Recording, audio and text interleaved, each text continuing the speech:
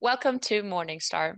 Passive funds keep attracting assets from all over the world, and their share of the global market reached 38% at the end of 2022.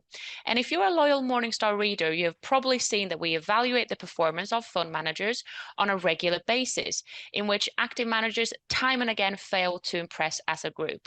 So does this mean that we should all pile our cash into passive funds? Maybe not.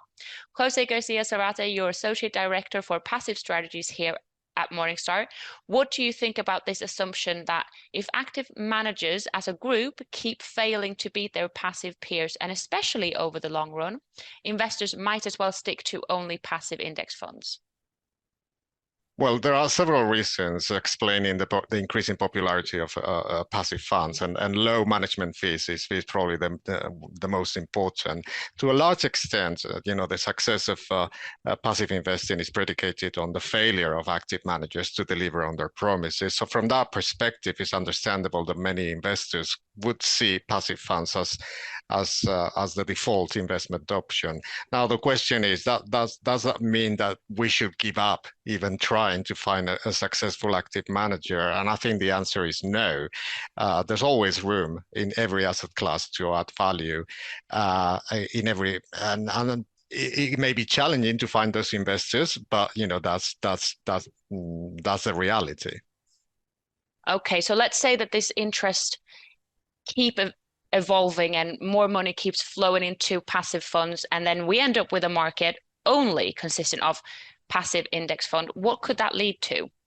Well, I mean, my first thought is that it would be terribly boring, but that's kind of like a jokey statement. But the more serious aspect to it is it could lead to severe inefficiencies. And I'm just thinking, in terms of the market construction. I mean, there is this misconception that passive funds track indexes and that indexes are static creatures that never change. But that's not true. Indexes can vary composition and do actually vary composition on the back of the decisions that we as individuals take on certain companies or on certain countries.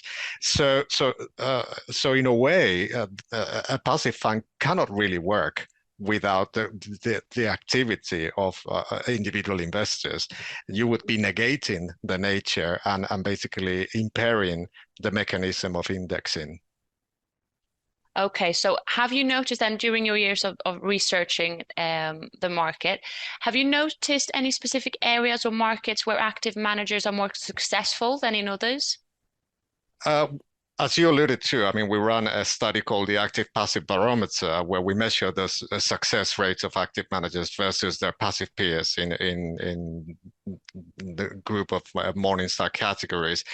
These success rates vary for different reasons, but there are some key guiding principles. So, for example, a highly liquid and efficient markets, the room for active managers to add value is going to be lower. Think, for example, the US large cap equity.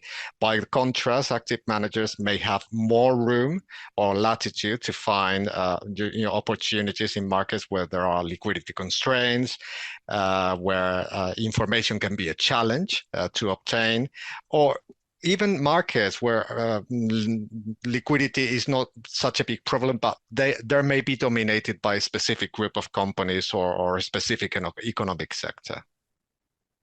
Do you have any thoughts on what active managers could do to compete with this increasing interest in index funds?